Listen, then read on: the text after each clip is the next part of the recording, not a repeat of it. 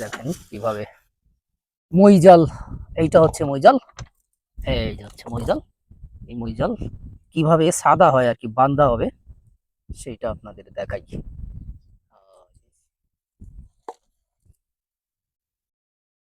মই জাল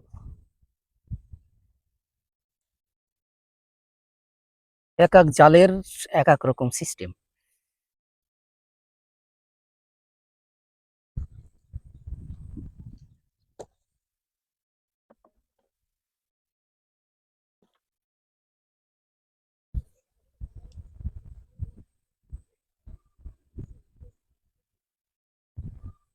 আচ্ছা, বাহ, সুন্দর তো, সুন্দরভাবে ইয়ে হয়ে গেল। দেখেন এই পাশে বাঁধা শেষ, এখানে এই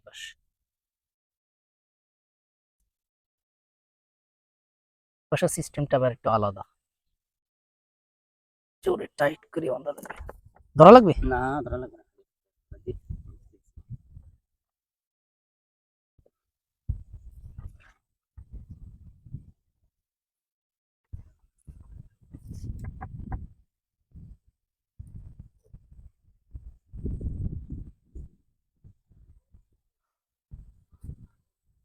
অনেক গিরে শিহা লাগে, যাক আল্লাহ ভরসা।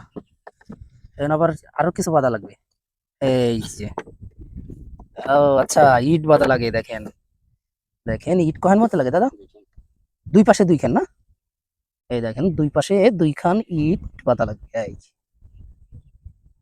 খুব শক্ত করে বাঁধতে হবে।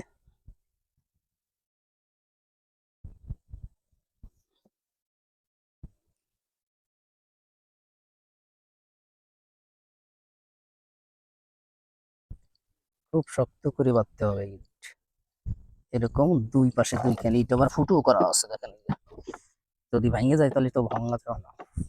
রাখান কি এখানে আছে,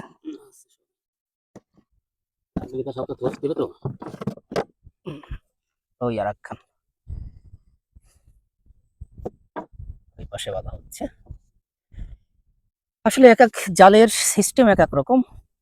এটা দেখলেন, এটা হচ্ছে মই জাল, আমরা এখন মই জাল দিয়ে মাছ ধরবো।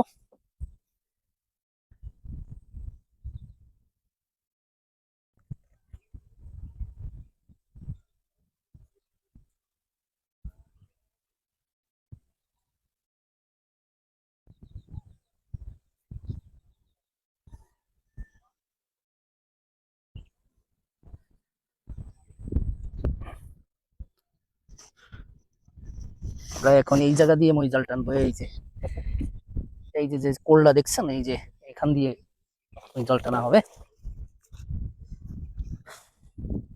এবার হচ্ছে মই জালের সেই বড় যে রশি দড়ি, সেই দড়ি বান্ধা হবে, কেবল ভাড়া এবং জাল বাঁধা শেষ।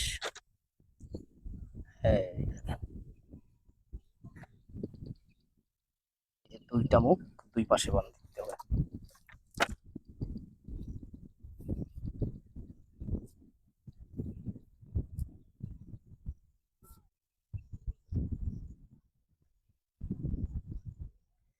এই জালে কাঠি আছে কয় কেজি দাদা? 5 কেজি কাঠি দিয়ে এই যে এই জালটা করা, দেখেন অনেক ঘন করে বুননো, মোটা সুতো দিয়ে, দুই পার্ট দেওয়া না। ও আচ্ছা আচ্ছা আচ্ছা আচ্ছা, উঠে চলে যাবে, বেরোতে পারবে না। আচ্ছা আচ্ছা, সিস্টেমটা হলো এই। আমি কি সেফ জোনে আছি নাকি শরীর গুলি বসা লাগবে আমার? আচ্ছা ঠিক আছে, ওকে ওকে। এই যে এখানে আবার নৌকোর সাথে বিধি দেওয়া হচ্ছে আর একটা মুখ, কেন তো দুইটা মুখ বাঁধা লাগবে না দুই পাশে নৌকোর, একটাই আছে। প্রসেসিং শেষ, এখন আমরা জাল ফেলবো, জাল ফেলতে যাবো এখন। চলেন কি মাছ পেলাম সেটা আপনাদের দেখাবো। আপাতত